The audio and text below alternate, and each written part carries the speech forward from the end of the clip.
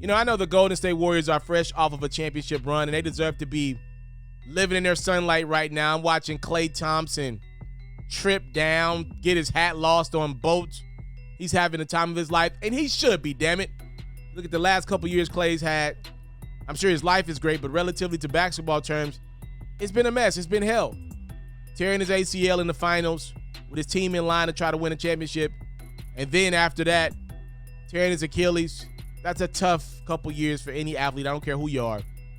The fact that Klay Thompson was able to rebound, not only get back to the court, but be a piece to the puzzle as the Golden State Warriors were able to take down the Boston Celtics in 6 games, is nothing short of a miracle. Shout out to Klay Thompson.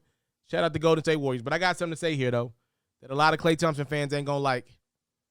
I'm looking at this Golden State Warriors roster, and we just did a video a couple hours ago here on the future of Jordan Poole and how the Warriors are going to have to really put some coins together. I know it's that, look, I get it, Silicon Valley, I get it. They got money out there, and they make it work. But here's the thing. Steph Curry ain't taking no more pay cuts. Draymond Green makes a lot of money a year, 25 a clip. The problem is if you let him go, there's really nobody else you can find to replace the role that he does. Draymond's done something that you expect to do it. You would like to be this person at your job.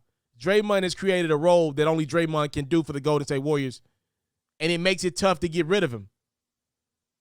I'm looking around at guys like Andrew Wiggins, who was clearly the Golden State Warriors' second best option on both ends of the court in the NBA Finals, and I'd argue throughout the postseason. Jordan Poole's going to get paid. You expect James Wiseman to at some point get to the court and show some signs. I'm looking at this Warriors team like there are not a lot of replaceable parts to what they're trying to do. The only one that makes sense to get rid of, in my estimations, as I sit here today making this video, is Klay Thompson. I know. You're thinking, FERRO, what the hell are you talking about? The Splash Brothers are here forever. And be clear, Steph wouldn't like it.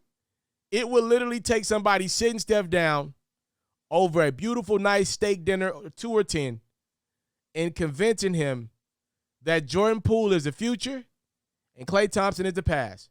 Right now, Andrew Wiggins is a better defender than Klay. It's not even close. Jordan Poole is a better scorer than Klay. It's not even close. If you want to argue to me that Klay Thompson is still a better pure shooter than Jordan Poole, you won't get an argument out of me today, but I do have the right to say, based off what I saw last season, that's a real conversation.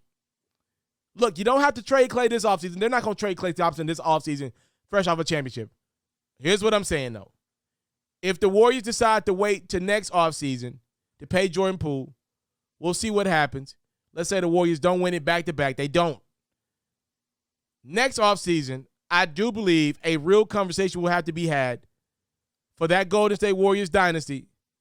Do we move past the Splash Brother era, center this roster around Steph, and these young guys like Moses Moody, Jordan Poole, James Wiseman, keep Draymond because he's a lot less expendable than Klay, and unfortunately let one of the 2 Splash Brothers go.